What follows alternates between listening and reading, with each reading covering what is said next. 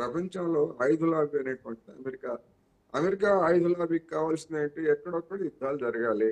ఆ యుద్ధాలు జరిగితే అన్ని పక్షాలకి ఈ ఆయుధాలు అమ్ముకోవాలి. అమెరికా ప్రభుత్వానికి కూడా ఆయుధాలు అమ్ముకోవాలి. అందుకని వాళ్ళు సాగిస్తున్నటువంటి దాన్ని ఈ ట్రంప్ అనేటువంటి పిచ్చివాడు తన యొక్క వాచాలత్వంతో రక్తికెట్టిస్తున్నాడు.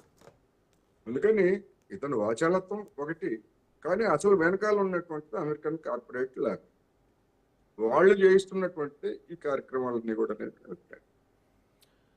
Yes sir. అండ్ టెహ్రాన్ సైన్యానికి సార్ మెయిన్ అంటే ఆదాయ వనరు ఏదైనా ఉంది అంటే అవి ఖచ్చితంగా చమురు ఎగుమతులే, అవి నో డౌట్.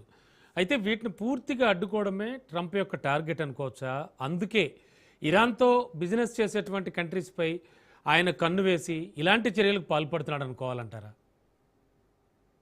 ఇప్పుడు అమెరికాకి 120 కిలోమీటర్ల దూరంలో ఉంది క్యూబా.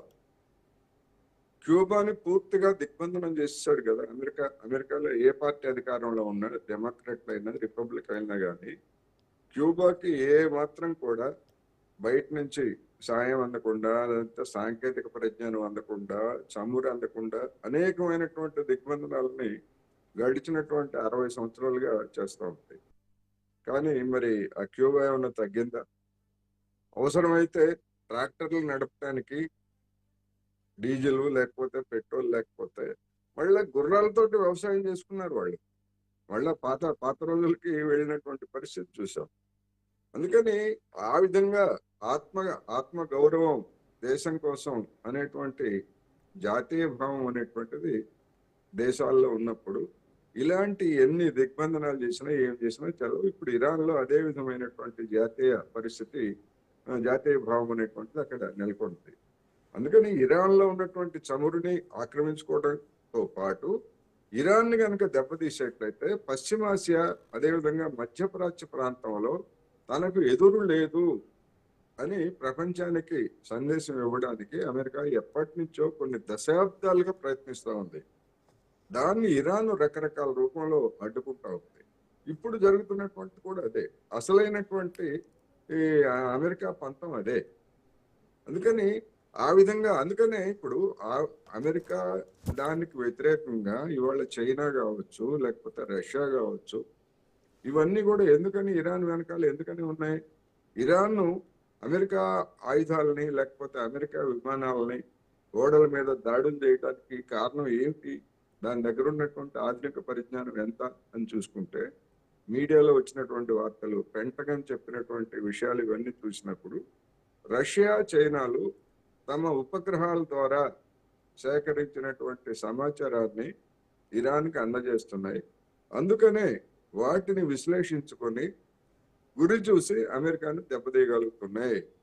ఇది అమెరికా ఊహించని విషయము అనేటువంటిది అందరూ చెప్తున్నటువంటి పరిస్థితి. అందుకనే ఇవాళ ఇరాన్ సంక్షోభం నుంచి ఎట్లా బయటపడాలా అని అమెరికా ప్రయత్నిస్తుంది. Yes sir. అంటే రీసెంట్గా అమెరికా ట్రెజరీ విభాగం నిర్ధారించిన ఒక విషయాన్ని చూస్తే కనుక, అంటే 2023 నుంచి మొదలు పెడితే సార్, హోంగ్లీ పెట్రోకెమికల్ సంస్థ ఇరాన్ ముడి చమురుని చాలా వరకు ఇంపోర్ట్ చేసుకుంటోంది. అయితే ఇరాన్ సైన్యానికి సార్ $100 మిలియన్ ఆదాయాన్ని సమకూర్చినట్టు కూడా నిర్ధారణ చేసింది. సో ఈ ఎఫెక్ట్ కూడా ట్రంప్పై బాగా పడుతోందా? సో దీనికి కూడా బాగా కొత్త అడుగుతున్నాడా? నిర్ధారణ ఏముంది? బహిరంగ రహస్యం. దాన్ని అమెరికా వాడే ప్రత్యేకంగా కనుగొనాల్సింది ఏమీ లేదు. ఇరాన్ నుంచి అమెరికా, చైనాలో ఉన్నటువంటి అనేక సంస్థలు కొనుగోలు చేస్తున్నాయి. అది బహిరంగ రహస్యం. అదేదో కొత్తగా కనుగొన్నట్టు ఇప్పుడు ఇన్ని రోజుల తర్వాత ఆంక్షలు పెడుతున్నట్టు, ఆంక్షలు పెట్టాలనే దానికి ఇది ఒక షాక్, ఏదో కొత్తగా కనుగొన్నట్టు చెప్పుకునేటువంటిది తప్ప తెలీదా? ఎవరికి తెలీదు? ఇరాన్ నుంచి చైనా చమురు కొనుగోలు చేస్తుందని తెలీదా? కొనుగోలు చేస్తున్నటువంటి చమురు ఎక్కడొక్కడ శుద్ధి చేయాలి కదా. ఆంగ్లీ కాకపోతే ఇంకోటి కాకపోతే ఇంకోటి. అందుకని ఇవన్నీ కూడా కట్టుకథలు, ఒక నేరేటివ్స్, ఒక డిఫరెంట్ నేరేటివ్స్, జనాన్ని వేరే అభిప్రాయాలకు తొలగించేటువంటి ఒక నేరేటివ్స్. అందుకని టీ పాట్ అంటున్నారు. టీ పాట్ అంటే చిన్నవని చెప్పేసి మళ్ళీ వాళ్ళే చెప్తారు. ఈ చైనాలో ఉన్నటువంటి టీ పాట్ రిఫైనరీస్ కొనుగోలు చేస్తున్నాయని చెప్తారు. మరి అది టీ పాటా లేకపోతే పెద్ద రిఫైనరీ అని మళ్ళీ వాళ్ళే చెప్తారు. అందుకని ఇటువంటి కట్టుకథలన్నీ కూడా అమెరికా మీడియా లేదా వెస్ట్రన్ మీడియా నుంచి వచ్చేటువంటి కట్టుకథలన్నింటినీ కూడా మనం యాజిటీజ్ గా తీసుకోవాల్సినటువంటి అవసరం లేదు అనేది కూడా ఇక్కడ నేను చెప్పదలుచుకున్నాను. Yes sir. అంటే ఏ కంట్రీతో పెట్టుకున్న